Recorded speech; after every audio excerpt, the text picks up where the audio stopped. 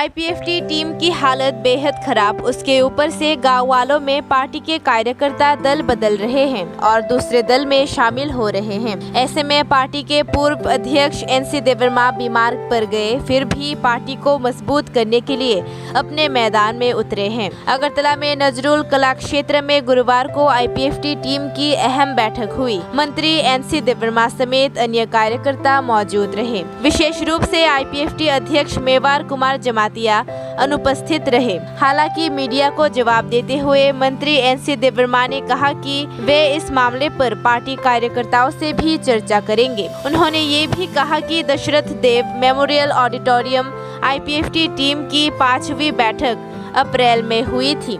कुछ कठिनाइयों के कारण कोई पूर्ण समिति का गठन नहीं हो पाया था, इसलिए 1 महीने तक आईपीएफटी कार्यकर्ताओं में सवाल का निशान रहा। इसलिए नजरुल कला क्षेत्र की बैठक गुरुवार को आईपीएफटी सेंट्रल वर्किंग कमेटी के गठन पर फैसला लेने के लिए हुई और आने वाले दिनों में आईपीएफटी टीम अपनी संगठनात्मक गतिविधियों का प्रबंधन कैसे करेगी, इस पर भी चर्चा की गई। ঠিকই যে আমাদের পার্টি আইপিএফটির পঞ্চম রাজ্য সম্মেলন আমরা 2রা এবং 3রা এপ্রিল এখানে আগরতলাতে দশরথ মেমোরিয়াল অডিটোরিয়ামে আমরা করছিলাম, কিন্তু সেই পঞ্চম রাজ্য সম্মেলনটা পূর্ণাঙ্গভাবে আমরা কার্যক্রমটা করতে পারিনি। সেই জন্য পার্টির কার্যক্রমের মধ্যে কিছু অসুবিধা, কিছু আপনার কনফিউশন এই গত 1 মাসে, অর্থাৎ 3 তারিখ এপ্রিল থেকে আজকে 12 মে 11 তারিখ পর্যন্ত 1 মাস একটা কনফিউশন ছিল।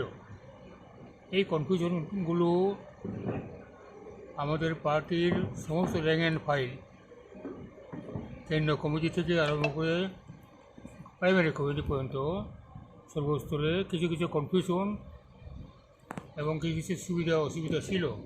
এটা দূরীভূত করে পূর্ণাঙ্গভাবে আমাদের পার্টির কার্য পরিচালনার জন্য কেন্দ্রীয় কমিটি, কেন্দ্রীয় কার্যকরী কমিটি অর্থাৎ সেন্ট্রাল এক্সিকিউটিভ কমিটি এবং কেন্দ্রীয় উপদেষ্টা কমিটি পূর্ণাঙ্গ গঠন করার জন্যই এবং আগামী দিনে আমাদের পার্টির যে বিভিন্ন কার্যক্রম কি হবে এটা স্পষ্টভাবে সিদ্ধান্ত নিয়ে পথ চলার জন্যই আজকের এই একদিনের কনফারেন্স। আচ্ছা স্যার, একটা বিষয় থেকে বলা হচ্ছে যে আপনারা নাকি ত্রিপুরা মতায় মিশে যাবেন।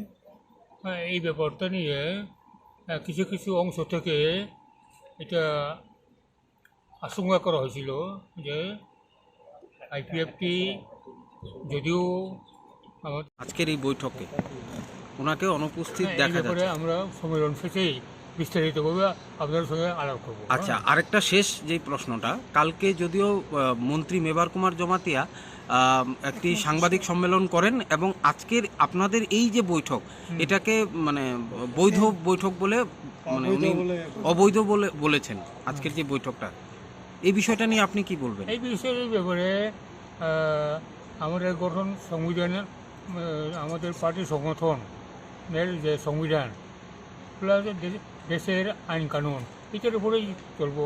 কে কী আইনে বেআইনে এই কথার কোনো রকম মন্তব্য আমরা এক্ষুনি করবো না। বেশ, আর শেষ যে আপনার থেকে প্রশ্নটা সেটা হচ্ছে যে গতকালকে বিজেপি প্রদেশ কার্যালয়ে আপনাদেরই আইপিএফটি থেকে বেশ কয়েকজন কর্মী সমর্থক মানে আইপিএফটি দল ছেড়ে বিজেপি দলে চলে গেছে, এই বিষয়টা আপনারা কিভাবে দেখছেন? না, এগুলোকে আমরা যাতে করে তাদের বুঝিয়ে সুঝিয়ে রাখতে পারি তার জন্যই তো আজকে সিদ্ধান্তটা নিয়ে বুঝবো আমরা। আচ্ছা, আর আছে না, আচ্ছা স্যার, থেকে বলে আইরাম গোয়েরাম এগুলো কিছু আছে। ওনাকে মানে প্রায় সময় এখন দেখা যাচ্ছে প্রদ্যুৎ কিশোর দেববর্মনের সঙ্গে এক মঞ্চ ভাগ করতে, এই ব্যাপারটাকে নিয়ে কি? না, এই ব্যাপারটা আমরা সম্মেলন শেষেই সমস্তগুলো আমরা ডিটেলস বলবো। পলিটিক্যাল পার্টি, রেজিস্টার্ড পার্টি, নির্বাচন কমিশনের দ্বারা এটা কোনো একটা দলে মিশে যাবে বা মিশিয়ে নিয়ে যাব, এরকম কিছু অংশের মানুষের একটা মানসিকতা তৈরি হয়েছে। এটা সম্পূর্ণ অসত্য। আইপিএফটি একটা ত্রিপুরাতে আঞ্চলিক স্বীকৃত রাজনৈতিক দল হিসেবে তার কার্যক্রম যা আছে এটাকে আরও বেশি সুদৃঢ় করে আমরা এগিয়ে যাব। কোনোভাবেই আমরা কোনো দলের সঙ্গে আঞ্চলিক দলেই হোক বা অন্য দলেই হোক কোনো দলে আমরা মিশে যাব না। আমাদের আইডেন্টিটি ঠিকই থাকবে এবং কার্যক্রমও চলতেই থাকবে। এই মুহূর্তে আমরা 2018 থেকে জাতীয় দল অর্থাৎ বিজেপির সাথে আমরা জোটে আছি, রাজনৈতিক জোটে আছি এবং শুধু জোটে না, এই ত্রিপুরাতেও একটা কোয়ালিশন সরকারে আমরা অংশীদার, এটা চলতেই থাকবো। স্যার একটা বিষয় জানার ছিল, বিষয়টা হচ্ছে যে একটা বিষয় জানার ছিল আপনার থেকে। সেদিন যে আজকে যখন সবাই meeting এসছে, হয়েছে তখন আজকে মেবার সবাই কুমার এসছে। জমাতিয়া উনি হয়েছিলেন, সিলেক্ট হয়েছিলেন, তো আবার আপনাদের আবার কমিটির মিটিং করা এটার প্রয়োজনীয়তাটা কেন? না, এটাই এই যে কিছু কিছু নেতৃত্বের মধ্যে কনফিউশন দেখা গেছে, এই কনফিউশনগুলো দূরীভূত করে জনগণের কাছে স্বচ্ছভাবে আমাদের যে লক্ষ্য উদ্দেশ্য সেটাকে তুলে ধরার জন্যই আজকের এই সম্মেলন। আজকে তো এক্স বা ওয়াই বা অন্যরকম মোটামুটি হতেই পারে, সেটা চেষ্টা করতে পারে, কিন্তু এটা তো গণতান্ত্রিক একটা সংগঠন, আঞ্চলিক দল, আর তার যে আঞ্চলিক যে দল হিসেবে তার যে গণতান্ত্রিক পদ্ধতি, এই পদ্ধতিতে আমরা চাই। স্যার আজকে তো সবাই এসছে, আজকে এখানে অনুপস্থিত দেখা যাচ্ছে মন্ত্রী মেবার কুমার জমাতিয়া, কেন?